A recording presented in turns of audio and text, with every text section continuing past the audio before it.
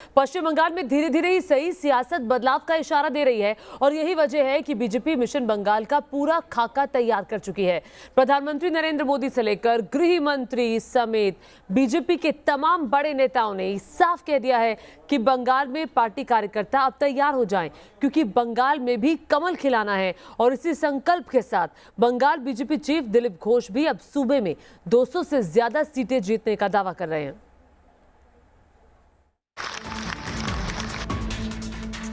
माननीय अमित भाई ने बोल दिया 200 सीट, तो हम 200 तो पार करेंगे ही। बीजेपी मिशन बंगाल को लेकर कितनी गंभीर है, पार्टी के प्रदेश अध्यक्ष दिलीप घोष के इस ऐलान से आप समझ सकते हैं। ऐसा इसलिए है क्योंकि 5 साल पहले तक जिस बंगाल की सियासी सरजमी पर बीजेपी का कोई वजूद नहीं दिखता था, वो बीते लोकसभा में अपने प्रदर्शन की बदौलत अब 200 पार का नारा लगाने लगी है। माननीय अमित भाई ने बोल दिया 200 सीट, तो हम 200 तो पार करेंगे ही। पिछले चुनाव में जाके वो 21 सीट बोले थे, 50% लोकसभा में। हमने बोला था 21 जीतेंगे, 18 तो रुक गए, 2-3 हजार 4,000 में 2-3 सीट हार गए।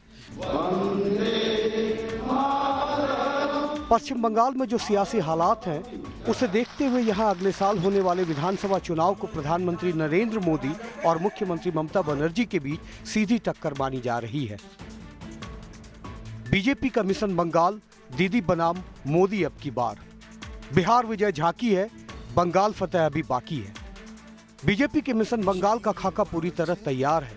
पार्टी का केंद्रीय नेतृत्व लगातार बंगाल में अपनी मौजूदगी जताकर कार्यकर्ताओं में जोश भर रहा है और यही वजह है कि राज्य में लगातार हो रही बीजेपी कार्यकर्ताओं की हत्या के बावजूद भी पार्टी ममता के गढ़ में कमल खिलाने को बेताब है। पश्चिम बंगाल की 292 सीटों के लिए अगले साल चुनाव होने हैं, लेकिन बंगाल फतेह करने के लिए बीजेपी का फुल प्रूफ प्लान तैयार है।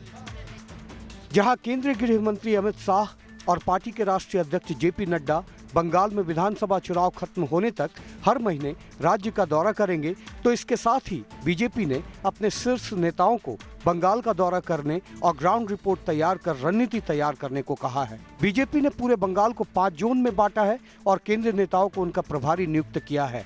केंद्र से पार्टी के बड़े नेता ग्राउंड पर जाकर इन टीमों से मुलाकात करते हैं। कई प्रॉब्लम्स है, नॉर्थ की अलग प्रॉब्लम है, पहाड़ की है, जंगल महल की है, तो इसीलिए उनको 5 जोन में हमने बांटा है, 8-8, 10-10 पार्लियामेंट्री सीट दे करके, और अलग अलग कार्यकर्ताओं का टीम लगाया उसमें। ये तस्वीरें इसी महीने के पहले सप्ताह की हैं, जब केंद्रीय गृह मंत्री अमित शाह पश्चिम बंगाल में पार्टी कार्यकर्ताओं में जोश भरने पहुंचे थे। तब उन्होंने ममता के गढ़ में कमल खिलाने की बात कहकर पार्टी के मिशन को आगाज कर दिया था। एक और तो ममता सरकार के प्रति भयंकर जनाक्रोश दिखाई पड़ता है और दूसरी ओर श्री नरेंद्र मोदी के प्रति एक आशा और श्रद्धा दिखाई पड़ती है। हालांकि अब इसे महज संयोग कहा जाए या जानबूझकर खड़ी की गई सियासत, लेकिन पश्चिम बंगाल में मोदी के गुजरात के नाम पर फिलहाल हंगामा खड़ा हो गया है। वजह बंगाल बीजेपी चीफ दिलीप घोष का वो बयान है जिसमें उन्होंने बंगाल को गुजरात बनाने का दम भरा था, लेकिन तृणमूल कांग्रेस बीजेपी नेता के इस बयान पर तिलमिलाई हुई है।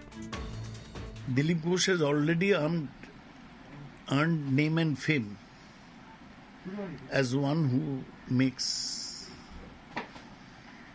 very irresponsible statements. As I've said before, that Dilip Ghosh will not be able to make Bengal into Gujarat.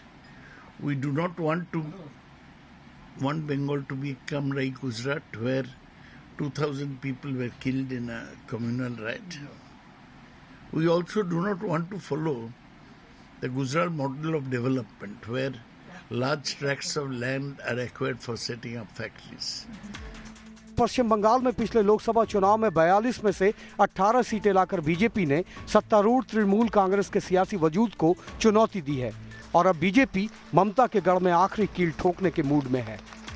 Delhi से रविकांत राय के साथ टीम न्यूज़ नेशन।